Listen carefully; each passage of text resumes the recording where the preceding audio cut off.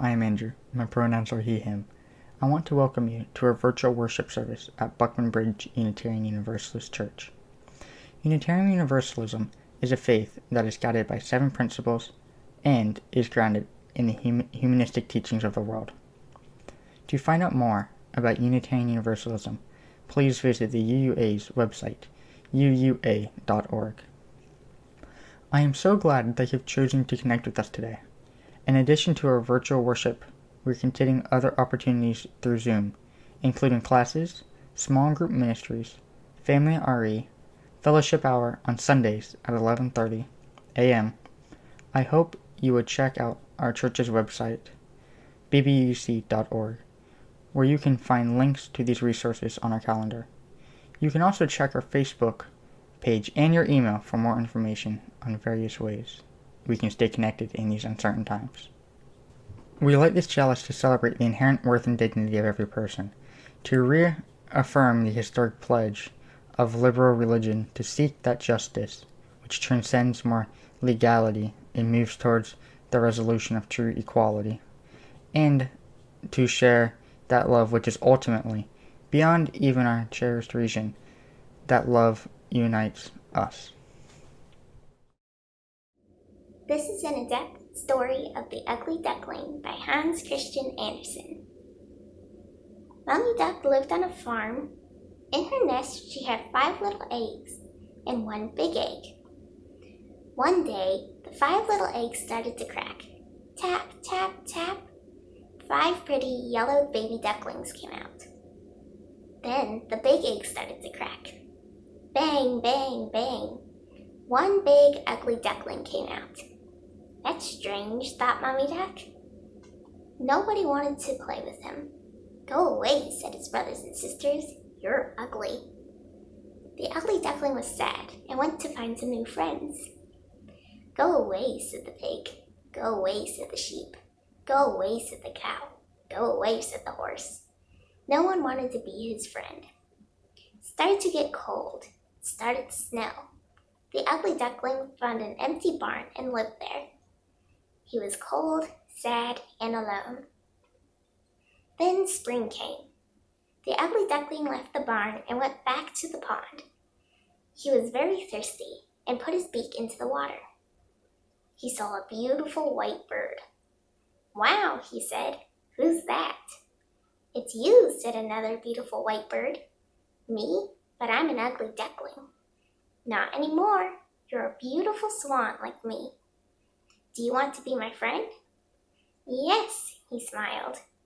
All the other animals watched as the 2 swans flew away, friends forever. Sharing our joys and concerns with one another is one of the beauties of our community. We show love by sharing each other's burdens. It doesn't change the situation, but it makes a burden a bit lighter, and shared joy is increased joy. We light a candle of sorrow for Madeline S., keeping her family in our thoughts at her loss of beloved Uncle Jeff last week. He passed away at his home from a presumed heart attack. We light a candle of concern for Debbie J., whose shoulder injury has been delayed due to a minor issue of a root canal. It's rescheduled for December 9th, so keep her in your thoughts. We light a candle of joy in celebration for this week's birthdays. Grace L. celebrates her birthday on November 15th. Debbie A. and Linda C. share a birthday on November 16th. Pierce T., Debbie's son, celebrates his special day on November 17th. Another shared birthday on November 19th is celebrated by Peg C. and Frank S. Happy birthday to all. We light a final candle for all the joys and concerns which remain unspoken but in our hearts.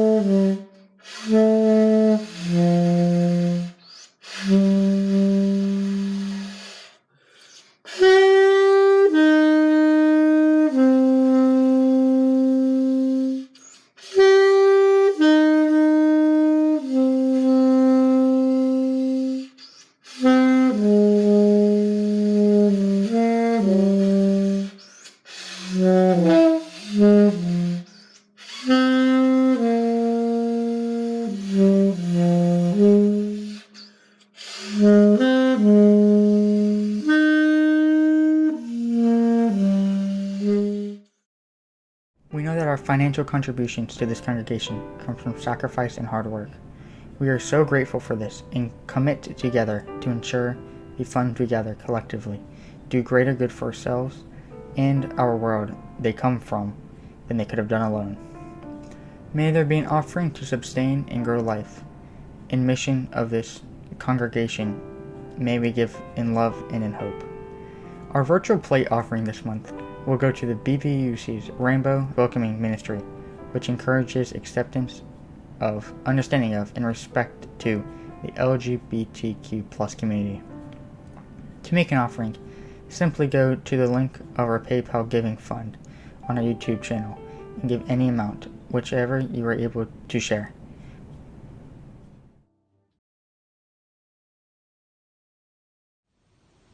How do you know who you are? Today, we will explore knowing who each other are through the lens of music, faith, and gender. As Unitarian Universalists, we believe that each and every person is important, inclusive of all identities. We also believe that we should accept one another and keep on learning together. Join us as we welcome presentations from our Beacon youth. Listening to music or playing music is a big part of figuring out who you are. It's a way to learn what type of things you like or dislike. It's also a way to connect yourself on a deeper level than other things can. Playing music is a way to express yourself, who others can learn who you are, or maybe even help them learn who they are. Listening to music is also a great way to learn who you are. It can help you by taking you away to a place where there's only that great song you're listening to and your thoughts. Sometimes if you find a good song that hits you hard, you'll listen to it over and over for a while, just thinking about the song and who you are. Music is a great way that you can learn who you are and express yourself in different ways that you understand. And even if others don't understand it, at least you know who you are. So yeah, let's get started.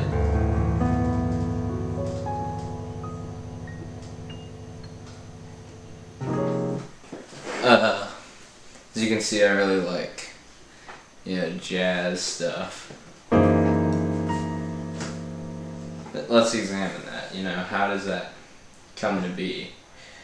The crazy part is about making music, though, is that nobody knows how the ears actually perceive it. Nobody knows where the tones come from. You can study the information being sent so much, but it boils down to a sine wave. Why does a sine wave sound the way that it does? Why doesn't a sine wave is just, it's just a repeating, going up and down like that. It's just a wave. Why would a wave sound like this? Why would a wave sound like that? Nobody knows. Nobody will ever know. But we can study the waves, and that's what people do. They study. Oh, this note sounds like that.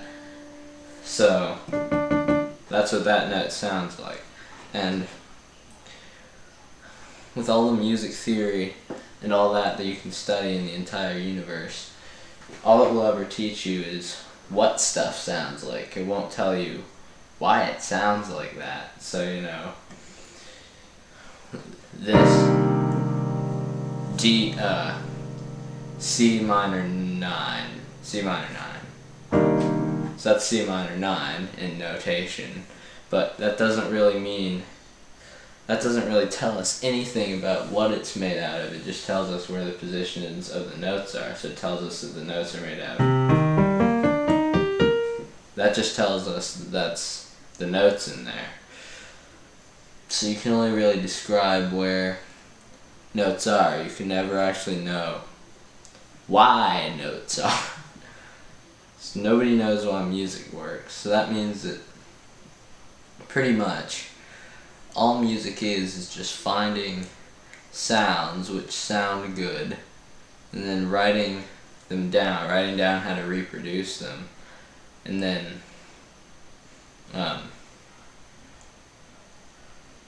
reusing them. So like, let's say I like the sound of this. I like the sound of that. I like the sound of those 3 notes being combined. It's not actually 3 notes, it's an infinite number of notes. It spans out into infinity.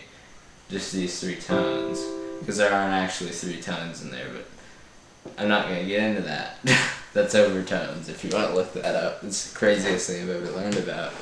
But, like, let's say you like these 3 tones combined.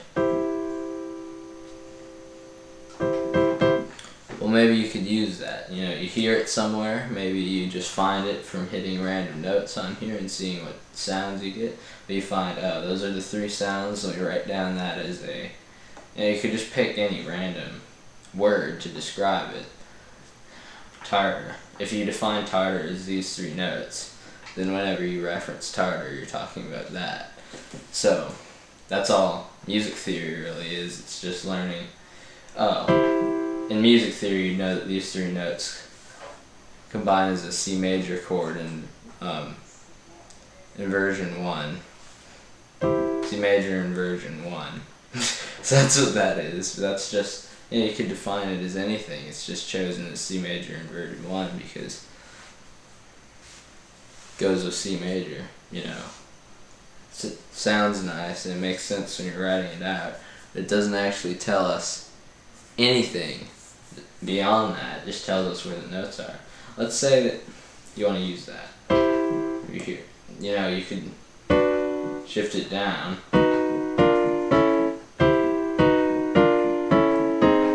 So that's how things like that get repurposed. So it's just, let me take these 3 notes.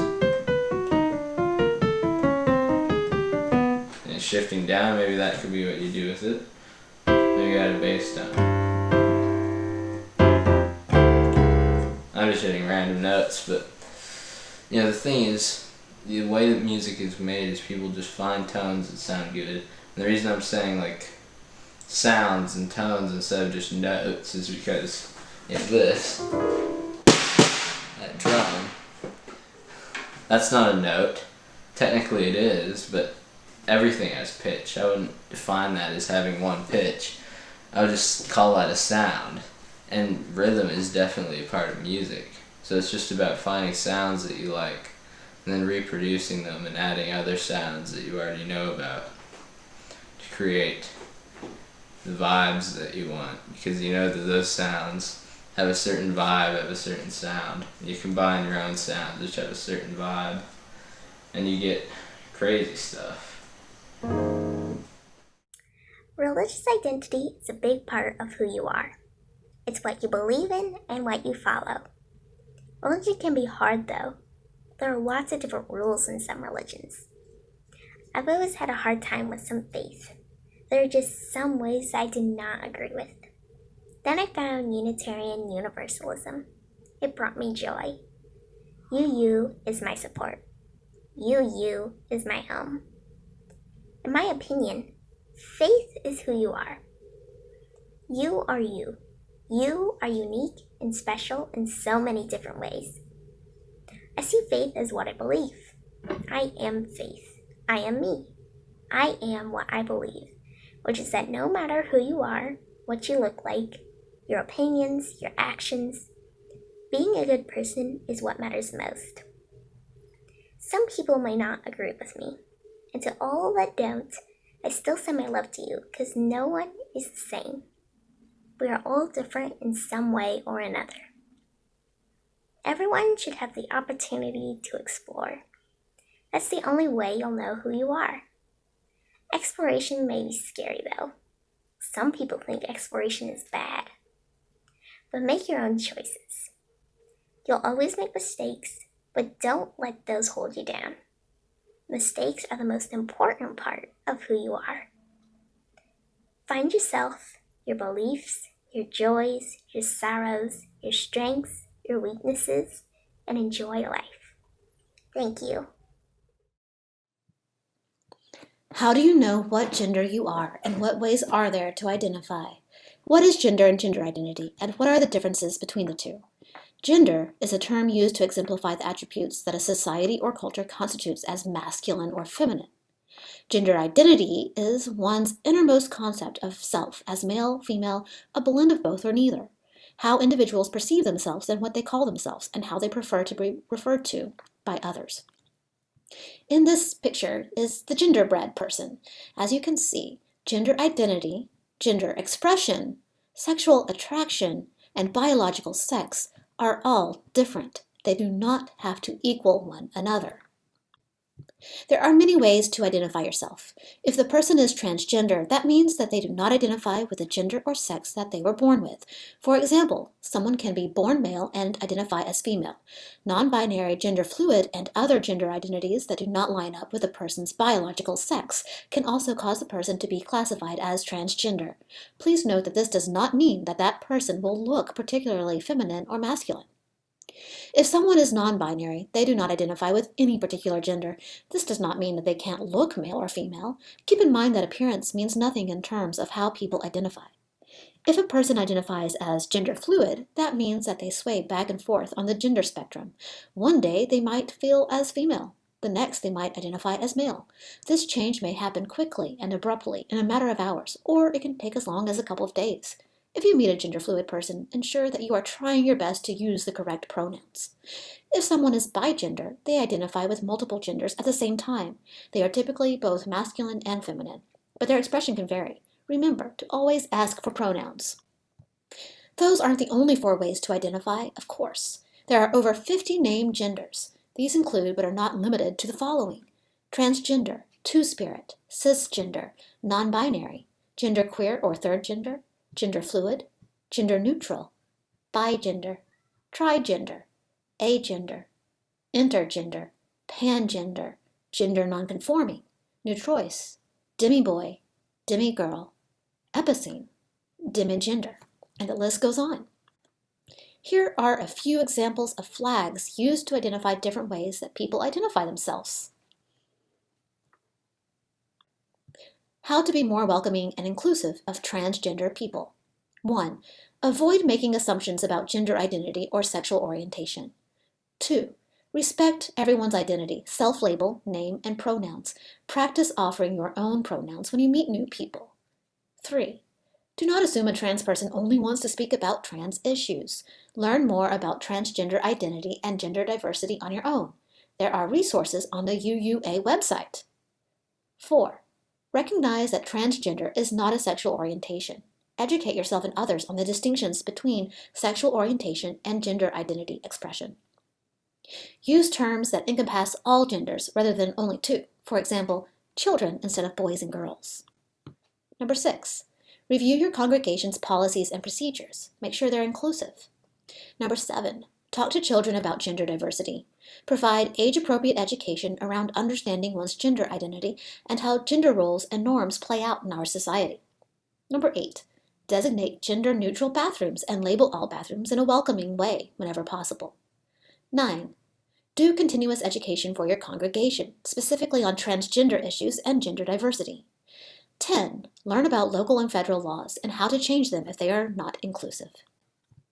This November 20th and all November 20th is Transgender Remembrance Day. A poem by B. Herbert. On this November 20th, be tender with those who are mourning. Be attentive to those who feel unsafe. Be encouraging to those who are revealing their truth. Be prepared to be led into the possibilities for tomorrow by those who tomorrow wasn't built for. Amen. Trans Lives Matter. Still Queer in America by Becky Brooks. We were erased and still we loved. We were shamed and still we loved. We were expelled and still we loved. We were laughed at and still we loved. We were hunted and still we loved. We were sacrificed and still we loved. We were marketed and still we loved.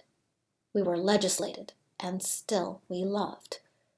We were murdered and still we loved. We were murdered and still we loved. On this Transgender Remembrance Day, let us remember those individuals who were killed in the United States from 2018 to 2020, who were also transgender. Starting with those in Jacksonville: Celine Walker, Antasha English, Catalina James, Malaysia Booker, Johanna Medina Leon, Kiki Van Troy, B. Love Slater, Kiki Kuhnhausen, Kelly Stowe, Selena Reyes Hernandez, Erica Tajanero, Raylan Thomas, Dustin Parker, Alexa Nulisa, Luciana Ruiz, Yampi Mendez, Arosho, Monica Diamond, Lexi, Johanna Metzger, Penelope Diaz Ramirez, Leila Palea Sanchez, Ramos, Serena Angelique Velasquez Ramos, Nina Pop, Hella J. O'Regan, Tony McDade, Dominic Remy Fells, Rhea Milton, Jane Thompson, Selena Reyes Hernandez, Brayla Stone, Mercy Mack, Shockey Peters, Bree Nuck Black, Summer Taylor, Drea McCarty, Tatiana Hall, Marilyn Cazares, Tiffany Harris, Keisha D. Hardy, Brian Egypt Powers, and Asia Raquel Rome Spears. Trans Lives Matter.